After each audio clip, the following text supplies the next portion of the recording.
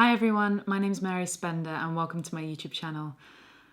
This is my first episode of a new series of videos called Tuesday Talks. It's me talking to camera about my thoughts and maybe about something to do with guitars, recording, something like that. You know, something every week where it's not just me singing. I want to talk about the importance of opinions. It's something I think about a lot. All the advice that everyone who sees me play, hears my music, what they give me. And sometimes it's stuff I've already thought about and I've made a decision on and I know not to pursue. And then other times it's something original and imaginative and I almost kick myself because I haven't thought about it myself. I want to have the connection with my audience, whether it is fans, friends, family members, just gig goers who see me and not knowing anything about my music, not knowing anything about me, not having watched a single YouTube video. You know, I love that people can come up to me and give me their 2 cents, because as soon as you stop listening, and I don't mean taking everything in, you need to really filter, but as soon as you stop listening, you become quite selfish. And art can be selfish. Sometimes I write a song just for me. It's a way for me to get the creativity out, get the angst out.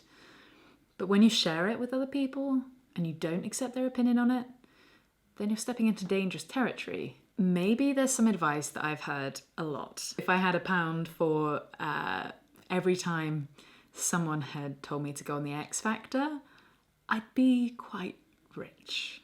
You know, all I have to explain is that the X Factor isn't for me. And I think Simon Cowell's been so clever by making this structure to an industry that doesn't have any structure. There are some crazy statistics about, you know, getting signed to a record label and then the amount of people that actually get their album out once they've been signed, or about the amount that get dropped, or about the amount of musicians that they don't even get dropped. They get held on, never to release a thing. There's no guarantee. In other industries, providing you put in the work and you pass the exams, you can become an accountant, a lawyer, a doctor. Those careers are not to be taken lightly. They're also not guaranteed success.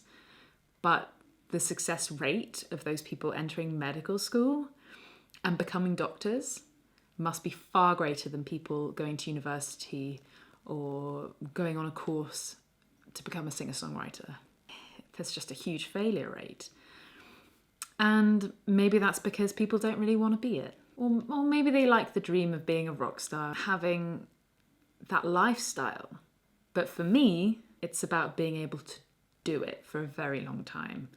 And that thing is music. It's about making music, about making films that support my music, about doing other things like going off cycling and somehow putting that adventure into another film, again, supported by my music. It's just, you know, it's thinking outside the box. And I think when my fans, friends, family give me advice or their opinion on the subject, I think that's when I become strongest.